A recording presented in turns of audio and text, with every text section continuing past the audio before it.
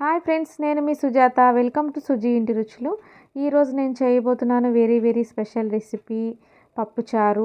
టేస్టీగా రావాలంటే వీడియోని స్కిప్ చేయకుండా లాస్ట్ వరకు చూసేసి నేర్చేసుకోండి. సింపుల్గా ఈజీగా ఎలా చేసేయాలో నేనైతే చూపించబోతున్నాను. ఈ పప్పుచారు రెసిపీ అందరికీ చాలా ఇష్టంగా తింటారు కదా ఇంట్లో. సింపుల్గా ఎలా చేయాలో చూపించబోతున్నా. దానికోసం ఒక కప్పు కందిపప్పు తీసేసుకుని వాటర్ వేసేసుకుని 2 టైమ్స్ నీట్గా వాష్ చేసుకుందాము. ఈ విధంగా వాష్ చేసుకున్న తర్వాత ఒక 2 స్పూన్ల సాల్ట్ వేసుకుందాము. అలాగే 1 స్పూన్ పసుపు, 1 స్పూన్ కారం వేసుకుందాము. వేసుకుని కొద్దిగా వాటర్ కూడా వేసుకుందాము. ఒక 2 గ్లాసుల వాటర్ వేసేసుకుని మనం కుక్కర్ మూత పెట్టేసుకుని స్టవ్ ఆన్ చేసి స్టవ్ మీద పెట్టేసుకుని పప్పుని ఉడికించుకుందాం. ఉడికించుకున్న తర్వాత పప్పుని మనం మెత్తగా రుబ్బేసుకుందాము.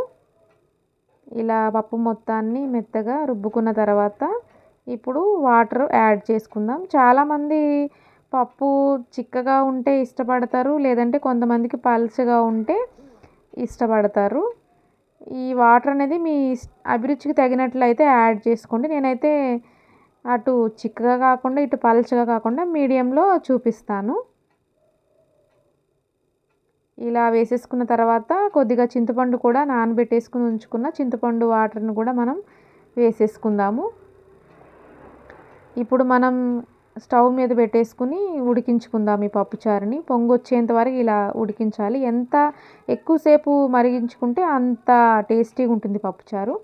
ఇప్పుడు పోపు కోసం ఆయిల్ వేసేసుకుని దానిలో 1 స్పూన్ పచ్చిశనగపప్పు, 1 స్పూన్ ఆవాలు, 1 స్పూన్ జీలకర్ర, అలాగే కట్ చేసి పెట్టుకున్న పచ్చిమిర్చి, ఆనియన్స్ వేసేసుకుందాము. వేసుకుని కొద్దిగా ఫ్రై చేసిన తర్వాత ఎండుమిర్చి, దంచిన వెల్లుల్లి రెబ్బలను యాడ్ చేసుకుందాము. కొద్దిగా ఫ్రై చేసుకున్న తర్వాత ఇప్పుడు మనం కరివేపాకును కూడా వేసుకుందాము. మంచి స్మెల్ వస్తుంది కదా కరివేపాకు వేసుకుంటే పప్పుచారులో.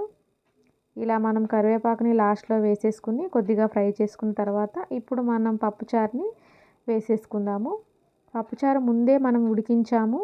ఇప్పుడు మళ్ళీ కూడా పోపు వేసిన తర్వాత కూడా 1-2 పొంగులు వచ్చేంత వరకు మనము ఉడికించుకుందాము. ఇది ఎంత మరిగితే పప్పుచారు చూడండి అంత టేస్టీగా ఉంటుంది. ఇలా పొంగులు వచ్చేంత వరకు మనం మరిగించుకుంటే సూపర్ టేస్టీగా మన పప్పుచారు అయితే రెడీ అవుతుంది. చూడండి ఎంత బాగుందో కదా, కలర్ఫుల్గా చూడడానికి. టేస్ట్ కూడా అంతే బాగుంటుంది. ఈజీగా ఎక్కువ ఏమి యాడ్ చేయకుండా నేనైతే చూపించేశాను.